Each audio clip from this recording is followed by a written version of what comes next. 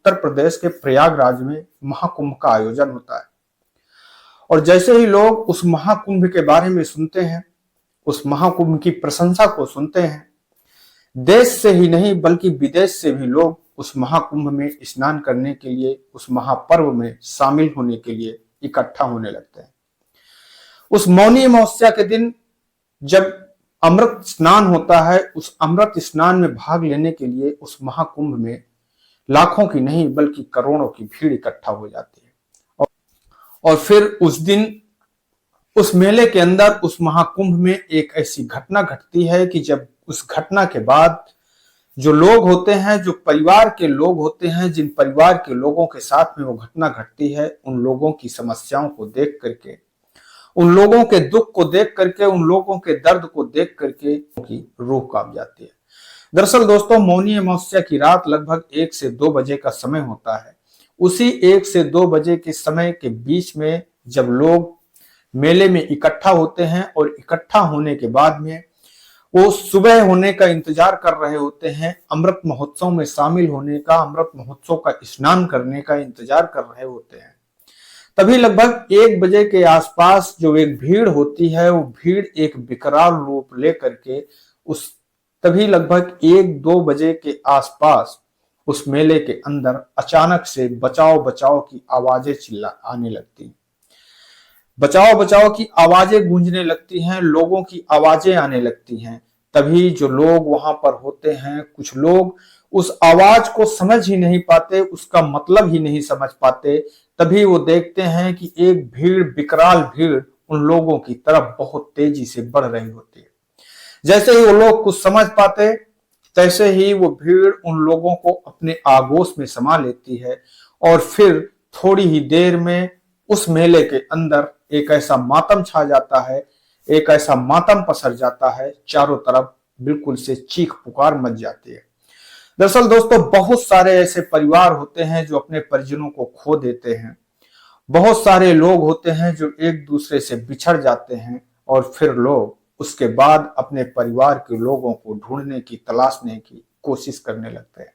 आज हम बात कर रहे हैं बिहार के रहने वाली गायत्री देवी की। राज्य के गया जिले की रहने वाली गायत्री देवी जो अपने पति के साथ उस अमृत महोत्सव में शामिल होने के लिए आती हैं, पर वो कहती हैं कि जैसे ही रात का समय होता है, अचानक उस भीड़ से, उस मेले के अंदर से बचाओ बचाओ की आवाजें आने लगती हैं, लोगों की चीखने की आवाजें आने लगती हैं। और उसी वक्त जो वो होती हैं, वो तो किसी तरीके से बच जाती हैं, गायत्री देवी तो किसी तरीके से बच जाती हैं, पर जो उनके पति होते हैं वो उस भीड़ में, उस भीड़ की आगोश में समा जाते हैं।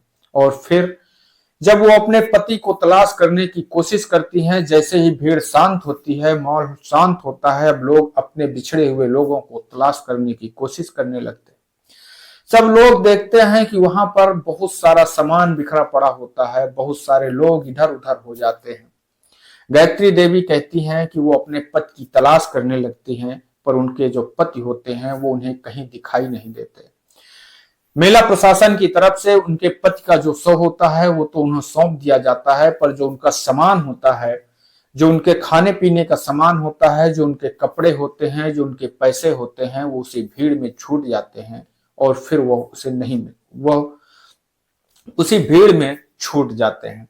अब वो अपने पति को, शव को लेकर के, अपने पति के शव को देख करके रोने लगती हैं, बिलखने लगती हैं, परेशान होने लगती हैं। अब वो अपने पति को अपने घर, अपने पैतृक गांव ले जाने के लिए परेशान होने लगती हैं। वो जिस एम्बुलेंस के पास में जाती हैं, वो एम्बुलेंस उनसे पैसे मांगने लगती है। कोई 1000 रुपए मांगता है, कोई 500 रुपए मांगता है, कोई 600 रुपए मांगता है। तब वो कहती हैं कि उनके पास में पैसे नहीं होते, क्योंकि उनके जो जितने भी पैसे होते हैं वो उसी भीड़ पर छूट जाते हैं। वो उन लोगों से कहती हैं कि आप मेरे पति के शव को मेरे घर तक पहुंचा दीजिए, पैसे हम आपको अपने घर पर दे देंगे। पर किसी भी व्यक्ति को उस पर दया नहीं आती, उन पर तरस नहीं आती। वो सरकार और प्रशासन को कोसते हुए कहती हैं कि सरकार इतने बड़े बड़े दावे करती है, इतने बड़े बड़े वादे करती है, पर सरकार, प्रशासन जो मेरे पति की लाश को तो मुझे सौंप देती है, मगर मैं अब पैसे लाऊं तो कहां लाऊं, अपना क्या जिस्म बेच करके लाऊं। जैसे ही ये वीडियो सोशल मीडिया पर वायरल होने लगता है। जैसे ही गायत्री देवी का ये वीडियो सोशल मीडिया पर वायरल होता है, लोगों को देख करके प्रशासन के ऊपर गुस्सा फूट पड़ता है और लोग प्रशासन के इस रवैये से नाराज होने लगते हैं। दोस्तों, ऐसी ही कहानी एक औरंगाबाद के रहने वाली सोनम देवी की है। औरंगाबाद के हसपुरा थाना क्षेत्र के अरुण सिंह की बेटी सोनम कुमारी, जिसकी उम्र लगभग 20 वर्ष के आसपास होती है, जो बीए की छात्रा होती है, वो अपने पूरे परिवार के साथ में उस मेले में अमृत स्नान करने के लिए आती है। सोनम कुमारी की मां रजनी देवी कहती हैं कि जैसे ही मेले में चीख पुकार की आवाज मचती है, जो भीड़ की आवाज आती है, उसके बाद में जो उनकी बेटी होती है वो उन लोगों से बिछड़ जाती है और बेटी बचाओ बचाओ की आवाज लगाने लगती है। तभी जो सोनम की मां होती है, रजनी देवी होती हैं, वो भी अपनी बेटी की आवाज को सुन करके बचाओ बचाओ की आवाज लगाने लगती है। पर थोड़ी ही देर में जो उनकी बेटी होती है वो उस भीड़ में कहाँ गुम हो जाती है, उसके बाद में उस बेटी का कुछ पता ही नहीं लगता।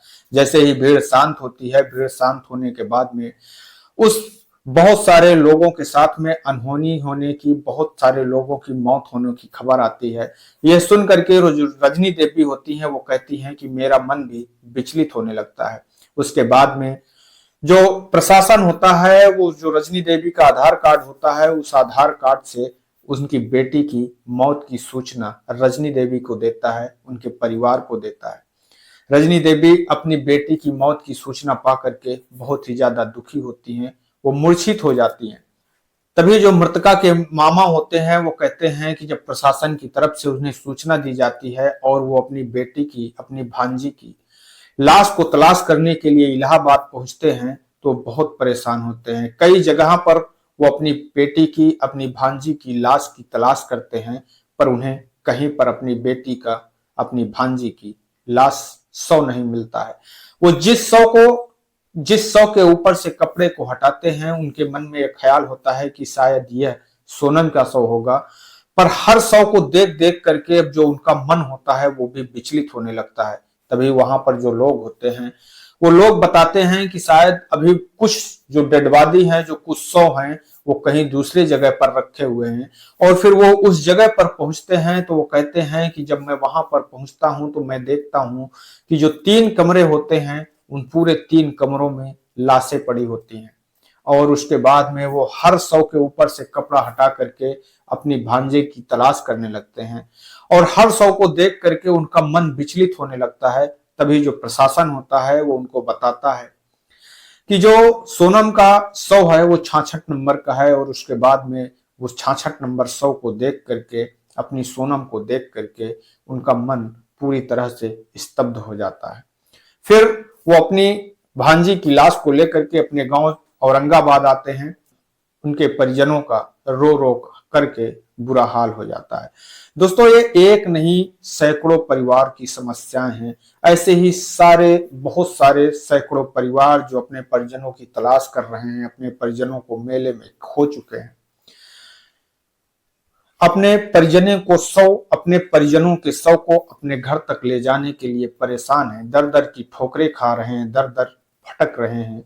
मैं सरकार से अपील करना चाहूंगा कि ऐसे लोगों की मदद करें।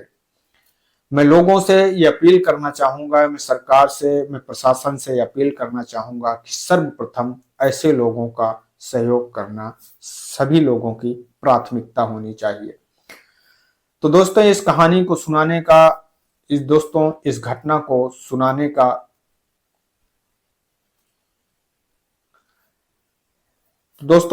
को सुनाने का उद्देश्य किसी की भावनाओं को ठेस पहुंचाना नहीं है, भावनाओं को आहत करना नहीं है, बल्कि आप लोगों को सजग करना है, सतर्क करना है। जब भी आप लोग मेले में गंगा स्नान के लिए जाएं, महाकुंभ में शामिल होने के लिए जाएं, अपने आप को सुरक्षित रखें और भीड़ से दूर रखें। कम से कम समय पर स्नान करके अपने घर वापिस आने की कोशिश करें, प्रयास करें।